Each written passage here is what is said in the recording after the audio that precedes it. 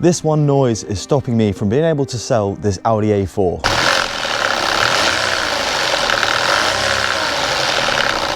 I bought this car as a non-runner. I put a 20p fuse into the fuel pump fuse carrier and it fired straight up. I replaced the front parking sensor buzzer and the driver's side window switch. Then I done a full service and got a brand new MOT done, ready to sell the car. But this is where things start to go downhill. Turbo wastegate failure and turbine shaft play. I replaced the turbo, started the engine up, and the ticky noise had gone.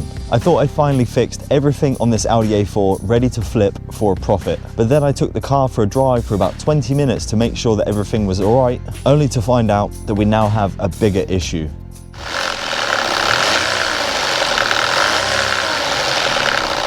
To me, it sounds like timing chain slap. But before I start chucking even more money at this car, I need to find out for sure whether it's a stretched timing chain or whether it's something a little bit less painful. So if we jump onto the launch diagnostics and we'll go to read data stream, and then if we go to camshaft adaptation intake bank 1 phase position, what you can actually see there is, hopefully you can see that and it's focusing, is actually minus 8.13 right now.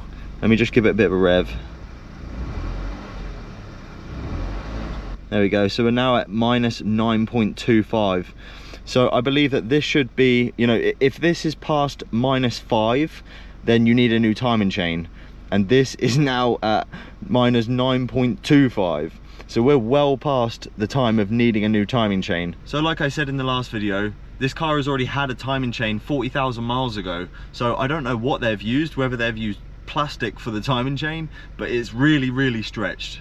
One more test that we can do to make sure that it's not the cam magnet inside of here is we can actually disconnect this little connector right here. And as you can see, there's really no difference. If I rev it now,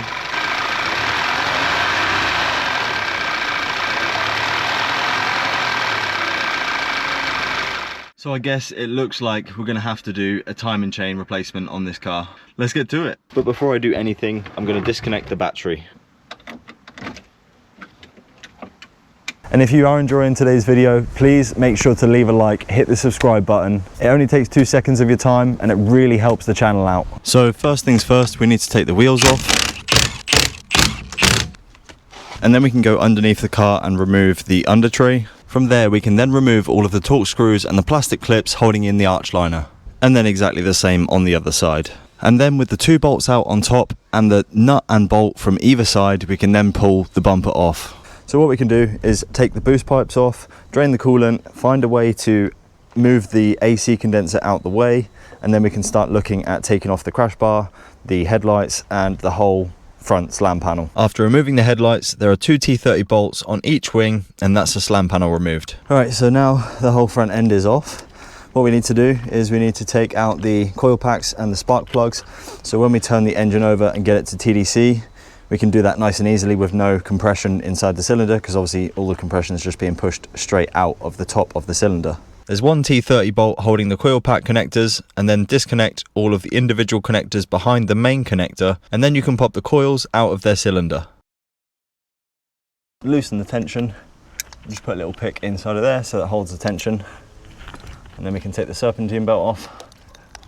Before we continue fixing this Audi A4, I just want to quickly show you something that I've been using a lot recently. This is the Topdon V2200 Air, and it's basically 4 tools in one. So you've got a jump starter, a tire inflator, a power bank, and an LED work light, all in one compact little unit. Now, because I'm constantly buying broken cars, flat batteries are just something that come with the job. Normally I would have a separate jump pack and a tire inflator completely separate. Having both in one compact little unit, which you can keep in your car, just makes life that little bit easier. And if you're ever stuck at night, there's a built-in LED light plus a USB fast charger, so it can double up as a power bank for your phone. The inflator is really straightforward to use as well. Just set your target pressure, press start, and it automatically stops when it reaches the pressure you've selected. It also shows live tire pressure as it's inflating, so there's no guesswork. Honestly, this is one of those tools where you hope you're never going to need it, but if you do need it, you'll be glad that it's in your boot. If you want to pick one of these up for yourself, I'll leave a link in the description below. And come next week, Topdon are holding a massive sale, so you can pick one of these up super cheap. Thanks so much, Topdon, for sponsoring this video. Now let's get back to fixing this A4.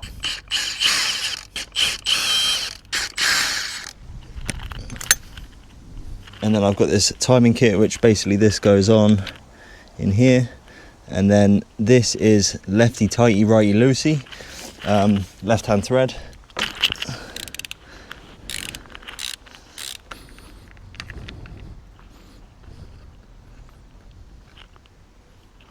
So I've just rotated the crank, and the magnet is pretty much at the top, and there's actually a timing mark which is down here, and a little groove, again that same groove on the crank pulley, and that is pretty much now lined up. I'm just going to turn it that little bit more just to try and get that perfectly lined up. About there, lovely job. Okay, so cylinder 1 is now at TDC. So I've just moved the crank by hand, and you can actually see how stretched that chain actually is.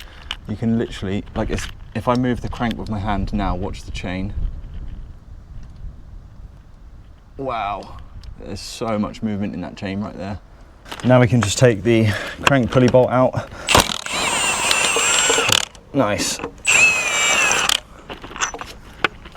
Right, so finally, after grinding my third bolt out, we can finally get to removing this timing cover.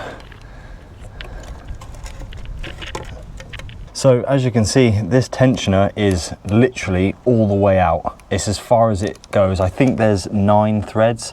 1, 2, 3, 4, 5, 6, 7, 8, 9, 10, 11. All right, well maybe there's 11. But yeah, I mean, it's literally all the way out. That is absolutely ridiculous for a 40,000 mile chain. I can't believe that this has actually happened, to be honest with you. Now we just need to take the cam bridge off, and then we can start taking some guides out, taking the tensioners out, and then we can start timing this back up and put it all back together.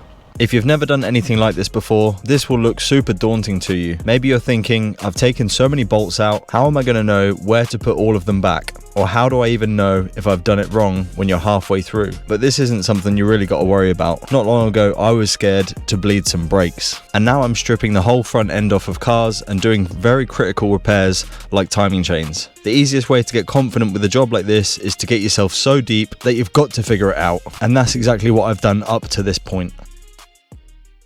Right, so after a long slog trying to get this done, I believe that we're all timed up.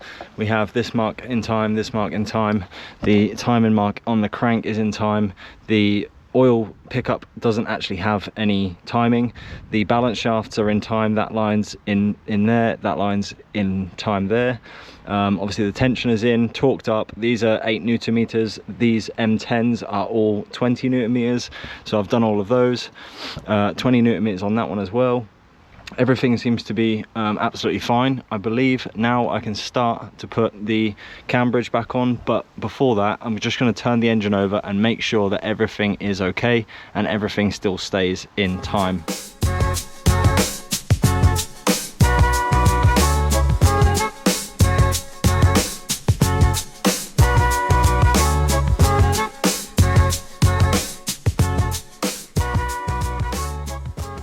And there we go, we're all finished. Today all I've done is I just put the arch linings in both of the front wheels just because I just ran out of time yesterday. I filled it up with coolant, I filled it up with oil. I did actually have to drain the oil out of the engine just because when I was undoing the lower cover, the oil was just absolutely flooding out. So I had to just drain the oil and then obviously put new oil back into the engine. So I guess now is the time that we find out whether I've actually done a good enough job, whether I've timed this vehicle up correctly, or whether I'm going to have to do it all over again. Now I'm not going to run it for very long because when you put the lower timing cover on, you actually need to leave that for 24 hours. So I don't want to run this car up to temperature. Obviously, I'm not going to find out how much oil is in it or if the oil level is correct, because obviously it needs to be at operating temperature. But all I want to do is get the car started, make sure it runs fine, and then we'll go from there. So without further ado, let's go start this engine.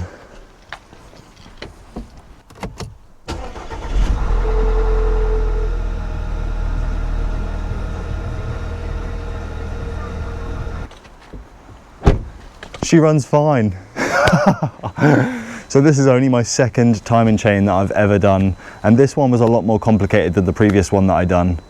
Obviously I've done the Mark V Golf cam belt, but a 2 litre TDI cam belt is way easier than a 2 litre TFSI timing chain. But I'm super happy with how that's running. and I don't want to run it any longer because I need to let the lower timing case seal set, but it runs and I'm happy that I've done it absolutely spot on. I obviously need to take this car for a drive and make sure everything is driving properly, but just for a quick startup, that started absolutely perfectly. What a massive relief that is. And hopefully within the next couple of days, I'll be able to sell this car and move on to the next project. Thanks so much for watching this video. If you did enjoy it, make sure to leave a like, hit the subscribe button, and I'll catch you in the next one.